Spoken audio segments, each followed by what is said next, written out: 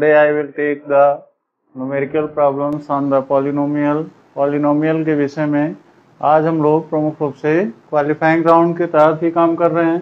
Qualifying round में कल हमने देखा कि सामान्य तौर पर लोगों को इंट्रोडक्शन के साथ साथ कंक्लूजन पॉइंट बताना जरूरी है। मेनली जो बेसिक थ्योरी है उस बेसिक थ्योरी को अगर हम इग्नोर करते हैं तो न्यूमेरिकल अधूरा होता है। तो हमने कहा बेसिक थ्योरी के साथ साथ न्यूमेरिकल्स अटैच किए जाए। भले ही हमें 1 से 2 से 3 वीडियो बनाना पड़े, लेकिन इससे अगर बच्चों का फायदा हो जाता है तो हमारे लिए इससे बढ़िया कोई भी अचीवमेंट नहीं है। तो हमने कहा ठीक है, देखते हैं। तो फर्स्ट टाइम हमने वर्क किया कि सामान्य तौर पर कंक्लूजन ऑफ क्वाड्रेटिक पॉलिनोमियल के विषय में काफ़ी कुछ डिटेल्स हमने देखा। Definition of quadratic polynomial, types of quadratic polynomial and the formation of quadratic polynomial के विषय में भी हमने जानने की कोशिश किया। सामान्य तौर पर जो उसके 4 टाइप्स बताए गए, फिर उसके 4 टाइप्स में कौन कौन से पार्ट्स हमें मेनली पढ़ना है, क्योंकि आपने देखा कि अलजेब्रा के फॉर्म में ये चारों चैप्टर्स एक से दूसरे से जुड़े हुए हैं। अगर सपोज कीजिए कि हम क्वाड्रेटिक पॉलिनोमियल रीडिंग कर रहे हैं तो क्वाड्रेटिक इक्वेशंस भी हमारा क्लियर हो जाएगा। उसी का फर्स्ट पार्ट लीनियर पॉलिनोमियल है तो लीनियर इक्वेशन भी प्रिपेयर हो जाएगा। और ये तीनों चैप्टर्स अगर आपके प्रिपेयर हो जाते हैं तो जाहिर सी बात है अर्थमेटिक प्रोग्रेशन तो आप इन सब में कॉमन कर लिए। तो इसका मतलब कि अलजेब्रा के सेक्शन से जो आपके 20 मार्क्स आ रहे हैं उन 20 मार्क्स पर आपका एक अपना स्वयं का राज्य स्थापित हो जाएगा। उसी को ध्यान में रखते हुए हमने कहा कि ये तो मैक्सिमम मार्क हम 5 ही नोट कर रहे हैं, क्योंकि ओनली 1 सेगमेंट की बात हम कर रहे हैं। लेकिन अगर देखा जाए तो सामान्य तौर पर ये 4 चैप्टर्स और चारों से बिलोंग करता हुआ है। तो हमने देखा कि सामान्य तौर पर root of the chapters in the form of algebraic segment, तो यहाँ पर पॉलिनोमियल का जो क्वाड्रेटिक पार्ट्स है, क्वाड्रेटिक पॉलिनोमियल, वो काफी महत्वपूर्ण है। तो नाउ अब हम देखते हैं कि इसमें क्वालिफाइंग राउंड ऑफ पॉलिनोमियल में फर्स्ट पॉइंट हमने एडॉप्ट किया है एमसीक्यूज। तो एमसीक्यूज कहने के लिए मल्टीपल चॉइस क्वेश्चंस होते हैं, चाहे वो सीबीएसई बोर्ड के स्टूडेंट्स हों या फिर अदर बोर्ड्स के। उनको ये ध्यान में रखना चाहिए कि एमसीक्यूज में मल्टीपल चॉइस क्वेश्चंस दिए रहते हैं, लेकिन जितने भी चॉइस होते हैं एक दूसरे से मिलने जुलने वाले होते हैं और मेनली वो आंसर को दिग्भ्रमित कर देते हैं। दिग्भ्रमित का मतलब कि आपको सरप्राइज देने के लिए एग्जामिनर कुछ उससे नियरेस्ट आंसर सिलेक्ट कर देता है, जिसमें अगर आप ढंग से उसको सॉल्यूशंस नहीं देते हैं या उसका कहीं रफ वर्क करके फाइनली आंसर नहीं देते हैं तो आप समझ जाइए कि आपसे कभी भी चूक हो सकती है। तो इन चीजों पर ध्यान में रखते हुए हमने क्वेश्चंस तो एमसीक्यूज के लिए, लेकिन प्रोसेसिंग हमने स्टार्ट किया कि नहीं, सामान्य तौर पर बच्चों को इसमें सॉल्यूशन करके बताया जाए, जिससे बच्चे हमारे वेल कॉन्फिडेंस हो करके और अच्छी तरह से तैयारी करें। तो देखते हैं फर्स्ट क्वेश्चन क्या हमारा कर रहा है।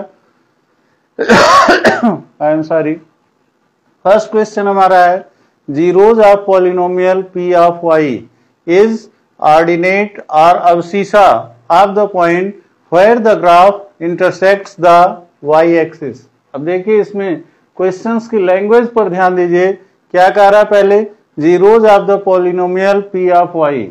जीरोज ऑफ द पॉलिनोमियल, पहली बात तो zeros of the polynomial means polynomial हमारा बेस कर रहा है किस पर, पी ऑफ वाई मींस जो वेरिएबल हमने लिया है वो वाई वेरिएबल है। इज ऑर्डिनेट और अबसिसा, 2 चॉइस हो सकते हैं कि ऑर्डिनेट हो सकता है या फिर अबसिसा हो सकता है।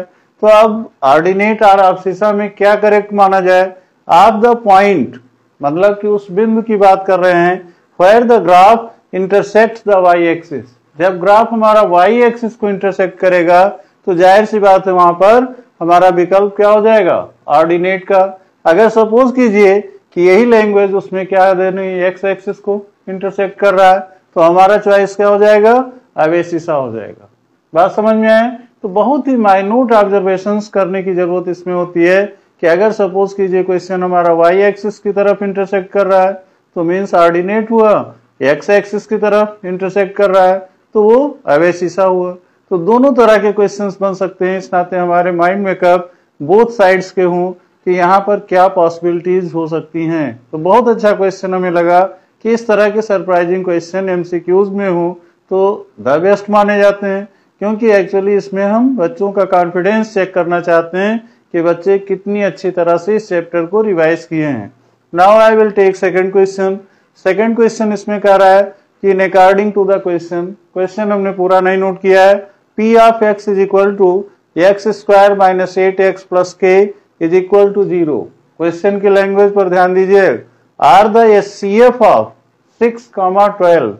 कहने का मतलब कि ये जो हमारा क्वाड्रेटिक पॉलिनोमियल है इसके जीरोज किस पर बेस करते हैं, एचसीएफ ऑफ 6 and 12 कि 6 और 12 का एचसीएफ के इक्वल है। तो then find the value of k. अब के की वैल्यू फाइंड आउट करने के लिए इनकी लैंग्वेज अगर चीज आपके दिमाग में आ गई तो आप तुरंत क्वेश्चन कर लेते हैं।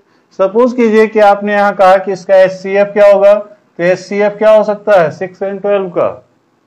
डिवीजन प्रोसेस से भी पता कर लीजिए, अदरवाइज मल्टीपल्स करके आप पता कर सकते हैं। तो मींस कि ऑटोमेटिकली क्लियर है कि एचसीएफ ऑफ 6 and 12 इज 6। कि उसका एचसीएफ क्या है 6 है, और 6 एचसीएफ होने से पता क्या लग रहा है कि मींस यहाँ पर ये क्या कहना चाह रहा है कि x square minus 8x plus k is equal to 0 are the HCF of this, then find the value of k. कहने का मतलब कि इस पर ये सॉल्व हो रहा है हमारा क्वाड्रेटिक पॉलिनोमियल। इट मींस कि x की वैल्यू हमारी क्या डिपेंड करेगी 6 पर डिपेंड करेगी। तो अगर सपोज कीजिए कि हम यहाँ x is equal to 6 put कर देते हैं तो मींस कि हम इसकी जगह क्वाड्रेटिक वैल्यू क्या कर दें p ऑफ 6। तो p ऑफ 6 कर देने पर ये वैल्यूज क्या आ जाएगी, p of 6 is equal to 6 का square plus minus 8 into 6 plus k that is equal to 0, क्योंकि वही इसका फैक्टर होगा। अब वहां एचसीएफ हाईएस्ट कॉमन फैक्टर की बात कर रहा है, 6 and 12 का एचसीएफ 6 हुआ, तो 6 को हमने x के प्लेस पर पुट कर दिया। अब यहां से आप देख रहे हैं ये वैल्यू किस पर डिपेंड कर रही है। कहने का मतलब p ऑफ 6 की वैल्यू क्या हो रही है, 6 का स्क्वायर 36 हुआ, तो इसकी वैल्यू क्या रख देंगे 36 और माइनस 8 6 या 48 हुआ, तो minus 48 plus k that is equal to 0। तो k की वैल्यू क्या आ जाएगी, k इज इक्वल टू 48 में से 36 माइनस कर लीजिए, माइनस 12 हो रहा है, तो माइनस 12 k की वैल्यू जो होगी वो क्या हो जाएगी, k is equal to minus 12। It means कि k की वैल्यू हमारी क्या आ गई माइनस 12 आ गई। यहाँ थोड़ा सा स्पेस कम पड़ रहा होगा, लेकिन एक बार फिर से प्रोसेस को ध्यान में रखिए। प्रोसेस हमारा कह रहा है कि एक ऐसा क्वाड्रेटिक पॉलिनोमियल है जिसमें सामान्य तौर पर उनकी जो x की वैल्यूज है, जो वेरिएबल हमारा है वो वेरिएबल किस पर बेस कर रहा है, HCF of 6 and 12। HCF of 6 and 12 की बात आती है, तो जहां पर एचसीएफ ऑफ 6 and 12 की बात करते हैं तो एचसीएफ हमारा 6 आ जाता है। अब 6 एचसीएफ आ जाने पर x के प्लेस पर हम उसको 6 को पुट कर देते हैं। तो अब p ऑफ x किस पर डिफाइन है, जो हमारा क्वाड्रेटिक पॉलिनोमियल है, x square minus 8x plus k is equal to 0 पर। तो ऐसी कंडीशंस में p ऑफ 6 कर दिए, और p ऑफ 6 करने पर एक्स स्क्वायर की जगह 6 का स्क्वायर कर दिए, माइनस 8x की जगह 8 इंटू 6 कर दिए, plus k is equal to 0 कर दिए।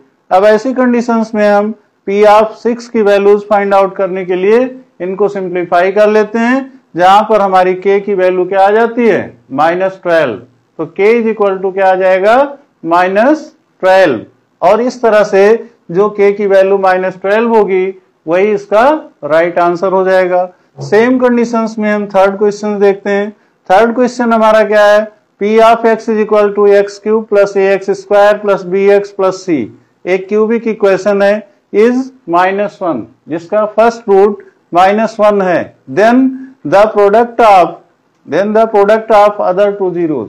तो product of other two zeros की वैल्यू फाइंड आउट करनी है। अब आप जानते हैं कि क्यूबिक इक्वेशन में कितने रूट हो सकते हैं भाई, अल्फा बीटा एंड गामा, 3 इसके जीरोज या 3 रूट होते हैं। अब इन 3 रूट की पोजीशंस में कोई एक रूट की वैल्यू क्या कर रहा है -1 है। मान लेते हैं हम गामा की वैल्यू क्या है -1 है। अब यहां से क्या कर रहे हैं, then find the product of other two zeros. तो then find the product of other two zeros के लिए हम क्या कर सकते हैं कि अब इस इक्वेशंस को कंपेयर करें तो यहां से हमें क्या मिल सकता है, alpha plus beta plus gamma की वैल्यूज किस पर डिपेंड करेगी, माइनस बी अपॉन ए, और माइनस बी अपॉन ए की वैल्यू क्या होगी इक्वेशन के अकॉर्डिंग देखिए तो बी का प्लेस कौन ले रखा है, ए रखा है, तो मीन्स कि यहां पर क्या हो जाएगा माइनस ए हो जाएगा, होल अपॉन ए की जगह क्या है कोई नहीं है तो 1 मान लेते हैं। अब कहने का मतलब कि सम ऑफ जीरोस की वैल्यूज क्या हो गई माइनस ए हो गई। यहां से हम इसको सिंप्लीफाई कर लें तो अल्फा प्लस बीटा और गामा की जगह क्या रख दें -1 रख दें, तो अल्फा प्लस बीटा और प्लस गामा की जगह -1 that is equal to minus a हो जाए। ऐसी कंडीशंस में alpha plus beta is equal to क्या हो जाएगा, -1 को उधर भेज दीजिए तो ये वैल्यू क्या आ जाएगी 1 माइनस ए कर दीजिए या -a + 1 कर दीजिए, बात एक ही है। तो एक तो इक्वेशंस आप इससे पा गए। अब दूसरा क्या आपसे डिमांड कर रहा है, then the product of other two zeros, दूसरे अन्य दो प्रोडक्ट मतलब प्रोडक्ट चाहिए, अन्य दो मूलों का प्रोडक्ट चाहिए। ऐसी कंडीशंस में हम क्या करते हैं, यहां से इस वैल्यूज को फाइंड आउट करना चाहते हैं alpha beta gamma. Alpha beta gamma means third value of cubic equation, और वो किस पर डिपेंड करती है, last term upon x cube का कोफिशिएंट। तो लास्ट टर्म हमारा सी है, और लास्ट टर्म हमारा सी होने का मतलब क्या हो जाएगा कि यहां से value -c upon x cube का कोफिशिएंट कुछ नहीं है तो 1 मान लेंगे।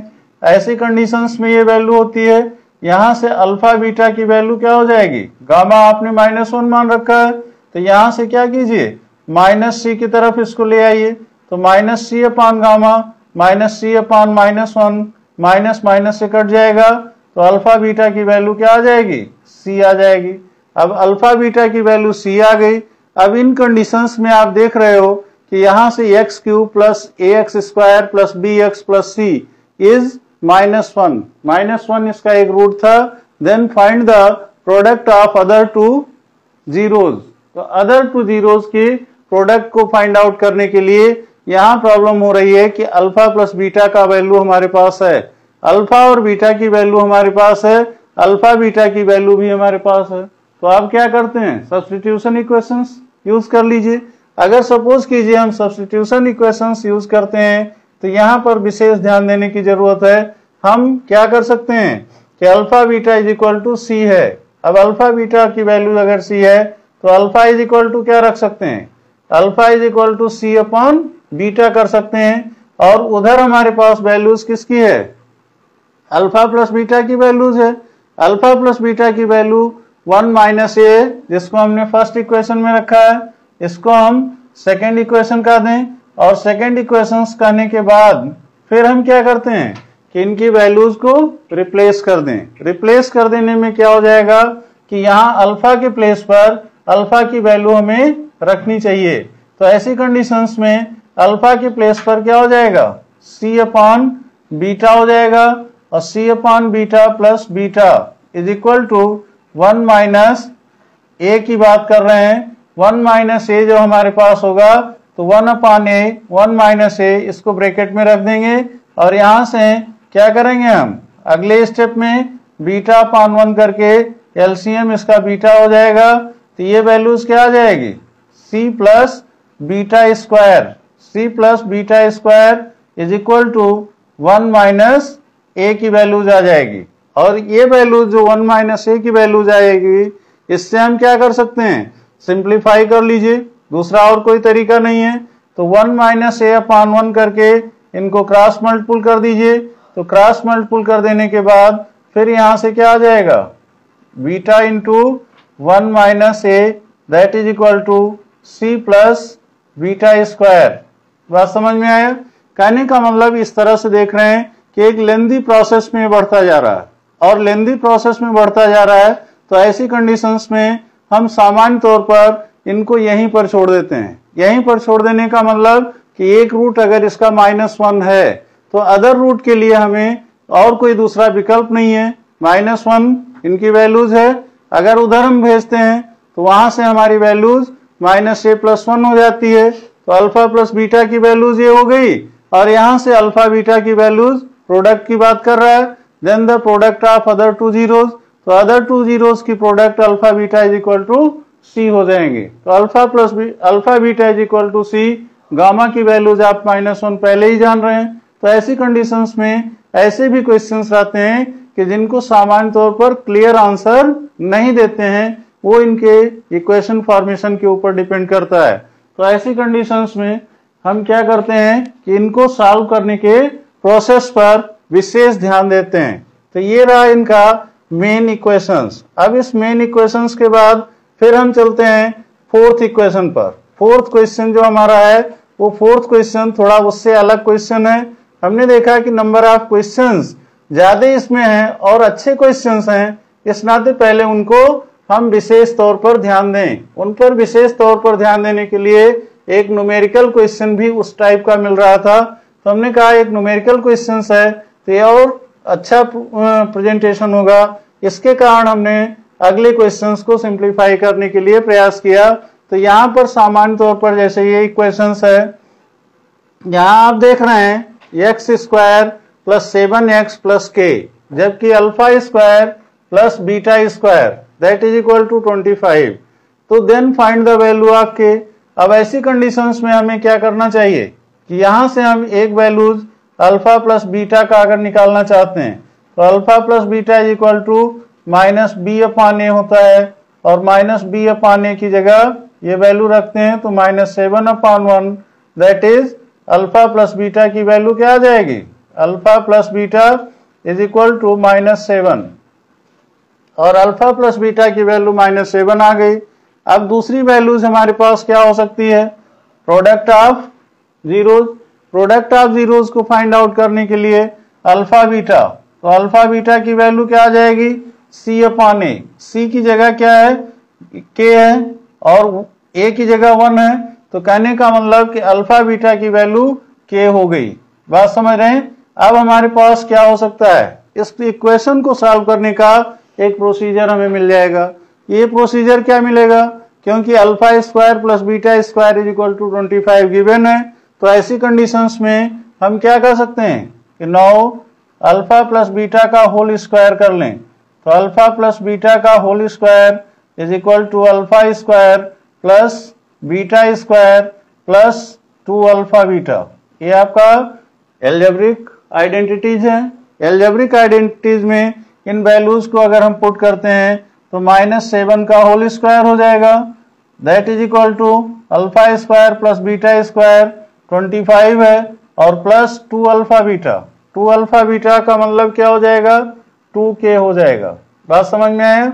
ऐसी कंडीशंस में हम इनको सिंप्लीफाई कर लें, -7 का स्क्वायर 49 और 25 को इधर ले आवे तो -25 कर दें, दैट इज इक्वल टू क्या हो जाएगा 2k, और k की वैल्यू इससे फाइंड आउट करेंगे तो 9 - 5 4 हो जाएगा। फिर यहाँ 4 - 2 2, ये वैल्यू हुई 24 आ रहा है, तो 24/2 2 से डिवाइड कर दीजिए तो 12 2 जा 24। इसका मतलब कि k की वैल्यू कितनी आ जाएगी, 12 आ जाएगी। इस तरह से आपने देखा कि ऐसे जो बेसिक इक्वेशन है आई एम सॉरी, कहने का मतलब कि इस तरह से क्वाड्रेटिक पॉलिनोमियल्स कहीं भी दिए गए हैं तो हम sum of zeros and product of zeros के माध्यम से उनकी वैल्यू पुट करके अलजेब्रिक आइडेंटिटी में k की वैल्यू फाइंड आउट कर लेते हैं। तो ये सबसे अच्छी चीजें हैं कि हम एक दूसरे से जुड़े होते हैं और किस तरह से हम वैल्यूज को सिंप्लीफाई कर लेते हैं। तो अभी आपने देखा फर्स्ट क्वेश्चन में ऑर्डिनेट और अब्सिसा पर क्वेश्चन बनते हैं। एक बार फिर से रिवाइज कर लेते हैं कि zeros of polynomial p of y is ordinate are abscissa of the point where the graph intersect the y axis. केवल आपको यहां ध्यान देना है y एक्सिस अगर वो हो रहा है तो ऑर्डिनेट होगा, x एक्सिस होगा तो एबसिसा हो जाएगा। तो दो क्वेश्चन इससे बन सकते हैं। दूसरा क्वेश्चन हमने कहा कि अगर सपोज कीजिए क्वेश्चन में कोई p of x polynomial define किया गया जिसका वेरिएबल x है, तो x square minus 8x plus k is equal to 0 are the HCF of 6, 12। तो HCF ऑफ 6, 12 की बात करते हैं तो then find the value of k. अब के की वैल्यू फाइंड आउट करने के लिए हम क्या कर सकते हैं कि 6 और 12 को एचसीएफ ले लीजिए। 6 और 12 को एचसीएफ कितना होता है 6 होगा।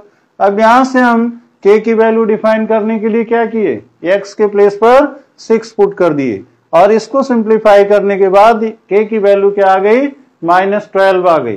तो इस तरह से के की वैल्यू -12 हो गई और -12 होने पर इनके के की वैल्यू हम रख दिए। थर्ड क्वेश्चन की बात करते हैं। थर्ड क्वेश्चन हमारा कहता है कि P of x is equal to x cube plus ax square plus bx plus c is -1 then the product of other two zeros. तो अदर टू जीरोज के प्रोडक्ट की बात कर रहा है, मतलब कि एक प्रोडक्ट की वैल्यू -1 दिया है। अब एक प्रोडक्ट की वैल्यू अगर -1 दिया है तो हम यहां से 3 इक्वेशंस फाइंड आउट करते हैं, क्योंकि हमने शॉर्टकट में फार्मूलों को दे रखा था कि जो इसके फार्मूले हैं उन फार्मूलों पर भी ध्यान रखना पड़ता है। बात समझ रहे हैं? तो ये आप लोग भी प्रिपेयर करने के लिए एक शॉर्ट ट्रिक्स रखिए, क्योंकि बार बार दिमाग में ओवरलैपिंग होती रहती है। तो ओवरलैपिंग होती है तो आप एक अच्छा एनवायरनमेंट डिजाइन कर सकते हैं और उसके अकॉर्डिंग हर समय ट्रिक को चेंज करते रहते हैं। यही होता है कॉन्सेप्ट क्लियर करने के लिए। तो यहाँ पर सामान्य तौर पर देखिए क्यूबिक इक्वेशन के लिए alpha plus beta plus gamma is equal to -b upon a, alpha beta plus beta gamma plus gamma alpha is equal to c upon a. इसी तरह से alpha beta gamma is equal to -d upon a. वहां से भी compare करते हैं तो पहला equation alpha plus beta plus gamma के माध्यम से निकालते हैं और इस तरह से देखते हैं कि अल्फा प्लस बीटा की वैल्यू क्या आ जाती है, गामा की जगह -1 रख देते हैं तो -1 उधर ट्रांसफर होके जाएगा +1 हो जाता है। तो ऐसी कंडीशंस में 1 - a आ जाएगा। तो अल्फा प्लस बीटा की वैल्यू 1 - a हो जाएगा। इसी तरह से अगर हम सामान्य तौर पर अल्फा बीटा गामा की वैल्यू लेते हैं तो अल्फा बीटा गामा की वैल्यू लेने पर आपको सामान्य तौर पर क्या मिला था कि अल्फा बीटा गामा में अल्फा इंटू बीटा और इससे मल्टीप्लाइड के क्या है -1। अब इनको कंपेयर कीजिए तो c वाला प्लेस क्या था लास्ट टर्म -c अपॉन 1। तो -c अपॉन 1 का मतलब -c हो गया था। तो यहां से आप क्या किए alpha beta is equal to क्या आ गया -1, इससे डिवाइड हुआ तो माइनस माइनस से कैंसिल हो गया तो alpha beta is equal to c आ गया और अल्फा प्लस बीटा की वैल्यू 1 - a आ गई। तो ऐसी कंडीशंस में फिर वही होल स्क्वायर वाला फार्मूला भी कर सकते हैं। होल स्क्वायर वाले फार्मूले को रख देंगे तब भी आपकी वैल्यू डिफाइन हो जाएगी। लेकिन ये आपसे डिमांड क्या कर रहे थे कि then the product of other two zeros. तो then the product of other two zeros को फाइंड आउट करने के लिए आपके पास एक ही विकल्प है कि इधर अल्फा प्लस बीटा की वैल्यूज है और इधर अल्फा बीटा है। तो ऐसी कंडीशंस में अगर इनका होल स्क्वायर करना चाहेंगे तो सब्स्टिट्यूशन प्रोसेस है या फिर अल्फा माइनस बीटा की वैल्यूज निकालना पड़ेगा। तो अल्फा माइनस बीटा से और भी क्वेश्चन लेंदी होते जाएंगे। तो उससे आसान तरीका है कि आप सीधे दो मूलों का गुणनफल alpha beta is equal to c कर देंगे, क्योंकि आप देख रहे हैं बेस इक्वेशन आपका सेम बेसिकली रिवाइज कर रहा है। तो यहां से x cube plus ax square plus bx plus c दिया गया है। इस नाते कोई न्यूमेरिकल और कुछ काउंट होगा नहीं। तो ऐसी कंडीशंस में alpha beta is equal to c कर दीजिए, दैट्स इनफ। उसमें और कुछ कहने की जरूरत नहीं रह जाती। सेम कंडीशंस में अगले क्वेश्चन फोर्थ क्वेश्चन की बात करें। एक पॉलिनोमियल x वेरिएबल पर डिफाइन हो रहा है जिसकी वैल्यू क्या है x square plus 7x plus k, जिसमें alpha square plus beta square is equal to 25 है। तो then the value of k की वैल्यू फाइंड आउट करनी है। तो k की वैल्यू फाइंड आउट करने के लिए हमने first time sum of zeros की बात किया। तो अल्फा प्लस बीटा इससे कंपेयर करते हैं तो क्या आ जाएगा -7 आ जाएगा। तो अल्फा प्लस बीटा -7 है और अल्फा इंटू बीटा मतलब कि प्रोडक्ट ऑफ जीरोस आपका क्या आ जाएगा k आ जाएगा। अब ऐसी कंडीशंस में हमारे पास alpha square plus beta square की वैल्यू है तो आसान था, k की वैल्यू ट्रांसफर कर दिए। तो k की वैल्यू क्या आ गया k इज इक्वल टू 12 आ गया। अब इसके बाद फिर हम क्या करते हैं नेक्स्ट फिफ्थ क्वेश्चन की तरफ बढ़ते हैं, क्योंकि नंबर ऑफ क्वेश्चंस ज्यादा हमने कर लिया है। इस नाते हमारा उद्देश्य ये था कि बच्चों को ज्यादा से ज्यादा चीजों पर प्रैक्टिकल अप्रोच दिया जाए। अब इसके बाद फिफ्थ क्वेश्चन की बात हम करते हैं। फिफ्थ क्वेश्चन हमारा कह रहा है पी ऑफ एक्स, मतलब कि एक पॉलिनोमियल है p x square minus 5x plus q, a plus b is equal to a b that is equal to 0। These are the zeros of given polynomial. इस polynomials के zeros क्या हैं? A और b हैं, ठीक है। Then the value of p and q, तो p and q की वैल्यू चाहिए हमें। अब पी एंड क्यू की वैल्यू जानने के लिए हम क्या करेंगे? अल्फा ए प्लस बी की वैल्यूज निकालें। तो ए प्लस बी मीन्स क्या हो जाएगा? जब हमारे रूट वैल्यूज यही हैं तो मीन्स कि ए प्लस बी की वैल्यू अगर हम निकालते हैं तो मीन्स सम ऑफ क्या हो जाएगा? सम ऑफ जीरोज। और सम ऑफ जीरोज की वैल्यू इस इक्वेशन पर डिपेंड करेगी। वो वैल्यू किसके इक्वल हो जाएगी? माइनस माइनस प्लस 5 हो जाएगा, तो यहां से प्लस 5 अपॉन पी के इक्वल हो जाएगी। और प्लस 5 अपॉन पी की वैल्यू किसके इक्वल है? 10 है। ये चीज आपको गिवन है, क्वेश्चंस में ही दिया गया है। तो ऐसी कंडीशंस में क्या हो जाएगा? 10p इज इक्वल टू 5, तो p की वैल्यू क्या आ जाएगी? 5 अपॉन 10। तो p is equal to 5 upon 10 means 1/2 हो जाएगी। 5 1 जा 5, 5 2 जा 10, तो p की वैल्यू क्या आ गई? 1/2 आ गई। सेम कंडीशंस में अगला हम सेटिंग क्या करते हैं? Product of zeros. अब प्रोडक्ट ऑफ जीरोज हमारा क्या मिल रहा है? वहां से हम प्रोडक्ट हमारे क्या है? a into b is equal to q दिखा रहा है, क्योंकि q अपॉन p के तौर पर आएगा, q अपॉन p। अब यहां से आप देखने की कोशिश कीजिए कि ये भी वैल्यू किसके इक्वल है? गिवन है a plus b is equal to a b that is equal to 10। तो इसकी भी तुलना 10 से कर देते हैं। अब एक चीज हमारे पास प्लस पॉइंट ये भी हो गया है कि p की वैल्यू हम फाइंड कर चुके हैं। तो p की वैल्यू फाइंड आउट कर देने के बाद हमारे पास एक विकल्प मिल गया कि p की जगह 1/2 रख दें, और 1/2 रखने पर ट्रिपल स्टेप का डिवीजन हो जाएगा। ट्रिपल स्टेप का डिवीजन होने के माने 2 ऊपर चला जाएगा, तो इट मीन्स कि 2q इज इक्वल टू क्या हो गया? 10। तो q की वैल्यू क्या आ जाएगी? q is equal to 5। तो कहने का मीन्स ये हो गया p की वैल्यू कितनी आई? 1/2 और q की वैल्यू 5 आ गई। तो देखा आपने टेक्निकल क्वेश्चंस कैसा किया था इसने, कि एक ऐसा पॉलिनोमियल है जिसके रूट a और b हैं, लेकिन कंडीशन उसने क्या दिया?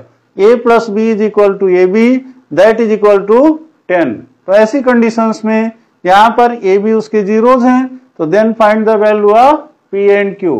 कहने का मतलब एक के सहारे से दूसरी वैल्यूज को जानना चाहा, और बहुत ही इंटरेस्टेड ढंग से जानना चाहा।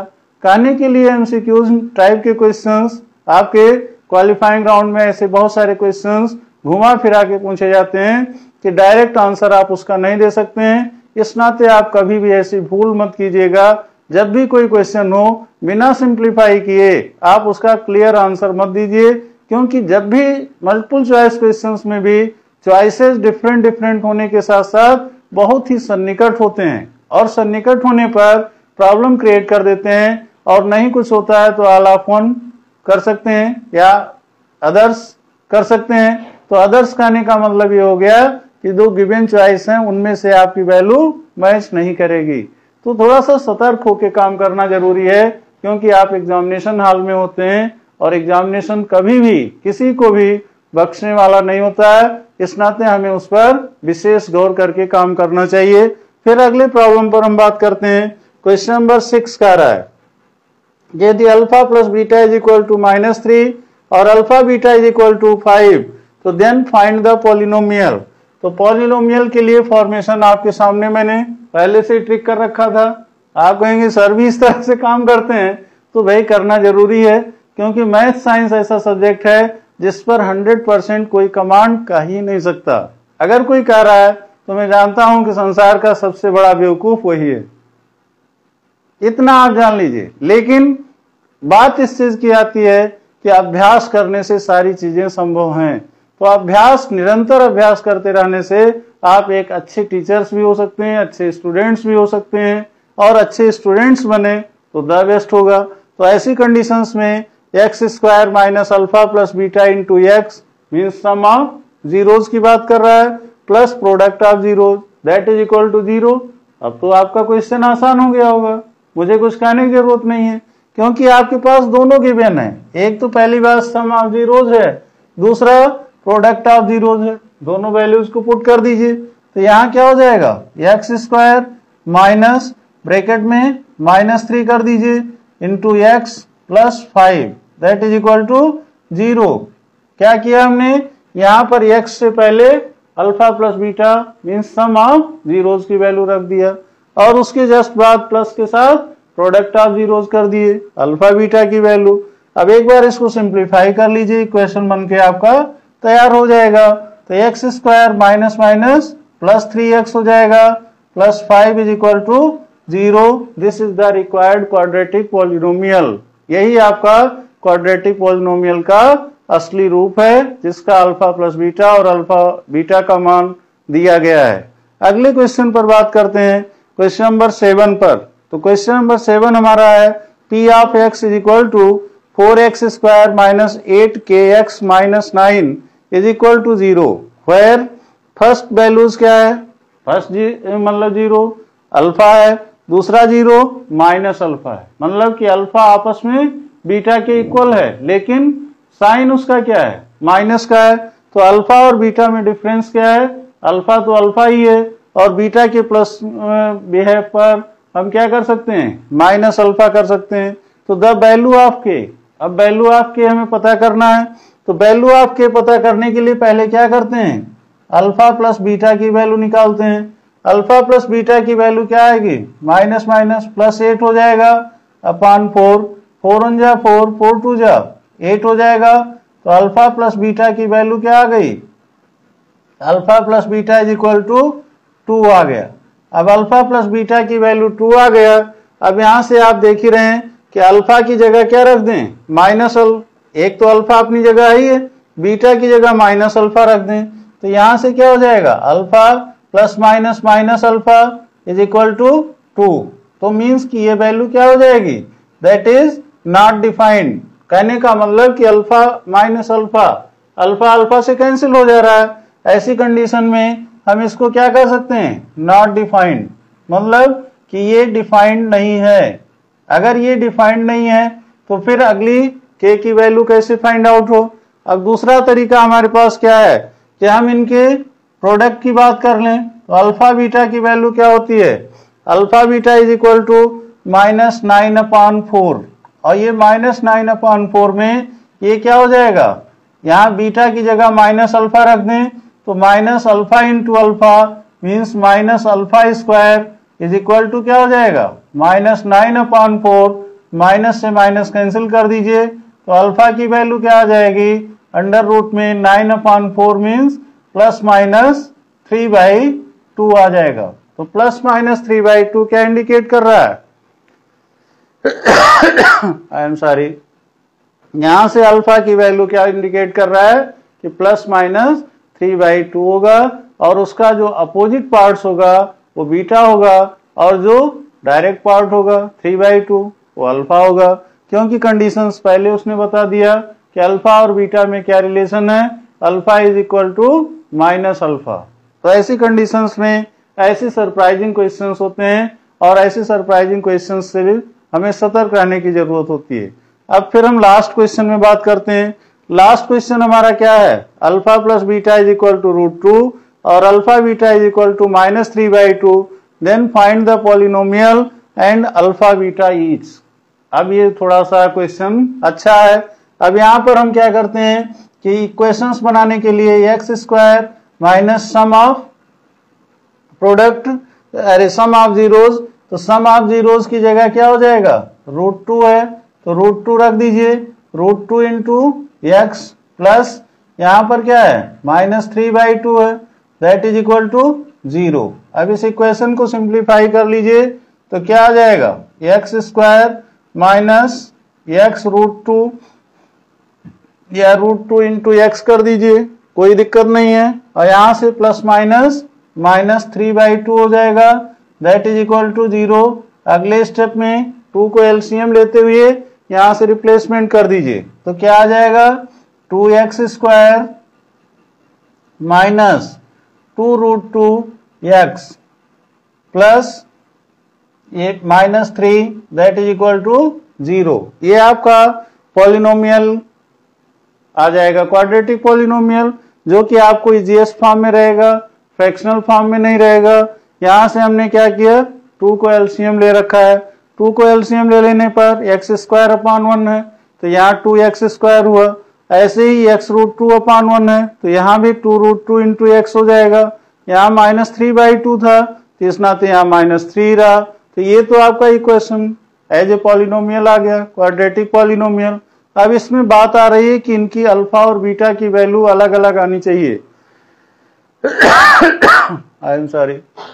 इसके बाद फिर हम क्या करते हैं, थोड़ा सा इसके लिए स्पेस की जरूरत है। स्पेस की जरूरत को ध्यान में रखते हुए इनको सिंप्लीफाई करते हैं। अब इनको सिंप्लीफाई करने के लिए क्या करेंगे, I am sorry, alpha beta की वैल्यूज रख दीजिए, क्योंकि यहां आपके पास क्या क्या है, alpha plus beta is equal to √2 दिया है, और अल्फा बीटा की वैल्यूज क्या दिया है, अल्फा बीटा की वैल्यू -3/2 है। दोनों वैल्यूज आपके पास हैं। होल स्क्वायर वाला फॉर्मूला यूज कर लीजिए। तो होल स्क्वायर वाला फॉर्मूला यूज करेंगे तो क्या आ जाएगा आपके पास, क्या सब्स्टिट्यूट कर दीजिए, क्योंकि एक्स अल्फा और बीटा की सेपरेट वैल्यूज निकालनी है। तो सेपरेट वैल्यूज निकालने के लिए आसान तरीका वो भी है कि यहां से आप क्या कीजिए, अल्फा की वैल्यू फर्स्ट इक्वेशन में रख दीजिए। इसको मान लीजिए फर्स्ट इक्वेशन और इसको सेकंड इक्वेशन मान लीजिए। तो ऐसी कंडीशंस में क्या हो जाएगा, आई एम सॉरी, यहां से क्या होगा कि अल्फा इज इक्वल टू, यहां पर एज इट इज अल्फा की जगह कर देंगे -3/2 beta plus beta is equal to √2। ये हो जाएगा, क्योंकि हम सेकेंड इक्वेशन से क्या कर रहे हैं, अल्फा को ट्रांसफर कर दे रहे हैं कि बीटा को, कि alpha is equal to -3/2 beta हो जाएगा। वो वैल्यू हम अल्फा की जगह सब्स्टिट्यूट कर दें, और इसकी जगह सब्स्टिट्यूट करने पर हम क्या करेंगे, बीटा/1 करके एलसीएम ले लेंगे। तो एलसीएम हमारा 2 बीटा हो जाएगा, और 2 बीटा एलसीएम होने पर ये वैल्यू तो आपकी -3 ही रहेगी, प्लस 1 से भाग देंगे तो 2 बीटा आ जाएगा। तो 3 + 2 बीटा इज इक्वल टू √2 आ रहा है। √2/1 होने पर इनको क्रॉस मल्टीपल कर दीजिए। तो क्रॉस मल्टीपल करेंगे तो क्या आ जाएगा, -3 + 2 बीटा, ये 2 बीटा उधर जाएगा 2 से मल्टीप्लाई होने, तो ये क्या आ जाएगा, 2√2 बीटा हो जाएगा। बात समझ में आया। अब यहां से आप ये देख रहे हैं कि -3 + 2 बीटा हो रहा है। 2 बीटा में एक चीज मिस्टेक्स हो गई है, क्योंकि यहां से क्या कर रहे हैं, 2 बीटा आपने एलसीएम लिया है और बीटा उसके न्यूमरेटर में पहले से है, तो 2 बीटा में बीटा का मल्टीप्लाई होगा तो 2 बीटा स्क्वायर हो जाएगा। तो ऐसी कंडीशंस में 2 बीटा स्क्वायर जब वहां हो जाएगा तो अगले स्टेप में क्या करेंगे, 2 बीटा स्क्वायर और ये 2√2 को इधर ले आइए, तो -2√2 बीटा आ जाएगा। और फिर यहां से क्या करेंगे, -3 इज इक्वल टू 0, जो आपका इक्वेशंस बना था। तो जो आपका इक्वेशंस बना था अब वो किस रूप में आ गया, जैसे यहाँ x वेरिएबल के रूप में था, उसी तरह से क्या हो जाएगा, उसी तरह से यहाँ पर बीटा के पदों में आ गया। अब बीटा के पदों में आ गया तो सामान्य तौर पर क्या देखेंगे कि इनको ट्रिपल टर्म फैक्टराइजेशन के माध्यम से फैक्टराइज कर दीजिए। अब ट्रिपल टर्म फैक्टराइजेशन करना है तो मान लीजिए आपका कांस्टेंट टर्म 3 है और ये 2 है, 3 और 2 का मल्टीप्लाई 6 होता है। 6 को कैसे एडजस्ट करें कि 2√2 के रूप में आ जाए, तो है तो एक टिपिकल काम, लेकिन हम उससे हार नहीं मानते। यहां पर क्या करेंगे कि 3 × 2 = 6 हो जाएगा, और 3 × 2 = 6 में से हम क्या करें, 2√2 को अगर लाना है, √2 को अगर रेशनलाइज करके हम देखें तो ये थोड़ा सा टिपिकल वर्क हो जाएगा। उससे बेटर क्या है कि हम इनके लिए दूसरा ही ऑप्शन से अडॉप्ट कर लें। दूसरा ऑप्शन से अडॉप्ट करने का मतलब कि है तो भाई क्वेश्चन क्वालिफाइंग राउंड का, तो थोड़ा तो परेशान करेगा ही। अब थोड़ा परेशान करने के लिए हम इससे परेशान नहीं होते। अगर हमारे पास ये वैल्यूज है तो हम यहाँ से क्या करें, अल्फा माइनस बीटा का होल स्क्वायर वाला फॉर्मूला यूज कर लें। तो दैट इज इक्वल टू क्या हो जाएगा, अल्फा प्लस बीटा का होल स्क्वायर, पिछले वीडियोज में मैंने बताया था, -4 अल्फा बीटा कर लीजिए, वो सबसे आसान है। तो यहाँ से अल्फा माइनस बीटा का whole square is equal to alpha plus beta का होल स्क्वायर। तो ये √2 है, √2 का स्क्वायर हो जाएगा -4 इंटू अल्फा बीटा। तो 4 इंटू अल्फा बीटा मतलब -3/2 हो जाएगा। तो -3/2 आपस में मल्टीप्लाई कर देंगे तो √2 का स्क्वायर 2 हो गया, माइनस यहाँ से 2 1 जा 2, 2 2 जा 4 हो जाएगा, तो 2 3 जा 6, -6 होगा, तो माइनस माइनस +6 हो जाएगा। देखिए कितने आसानी से वैल्यू आ रही है। तो अल्फा माइनस बीटा का whole square is equal to 6 to 8 आ जाएगा। तो ऐसी कंडीशंस में alpha minus beta is equal to √8, √8 की वैल्यूज आप निकालेंगे तो ±2√2 आ जाएगा। तो कहने का मतलब कि आपके पास दोनों वैल्यूज आ गई, alpha minus beta is equal two plus minus है, अब उसको छोड़ दीजिए, वहीं पर आप केवल इतना कह दीजिए कि ये वैल्यू 2√2 है। ठीक है, एक दूसरा इक्वेशन आपको मिल गया।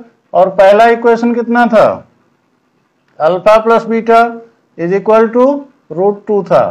तो ऐसी कंडीशंस में अब हम क्या करते हैं, दोनों इक्वेशन हमारे पास हो गए। अब दोनों इक्वेशन हमारे पास हो गए तो इनको सिंप्लीफाई करके इनकी लीस्ट वैल्यूज फाइंड आउट कर लेते हैं कि भाई इसकी लास्ट तक वैल्यूज क्या सॉल्व हो सकती है।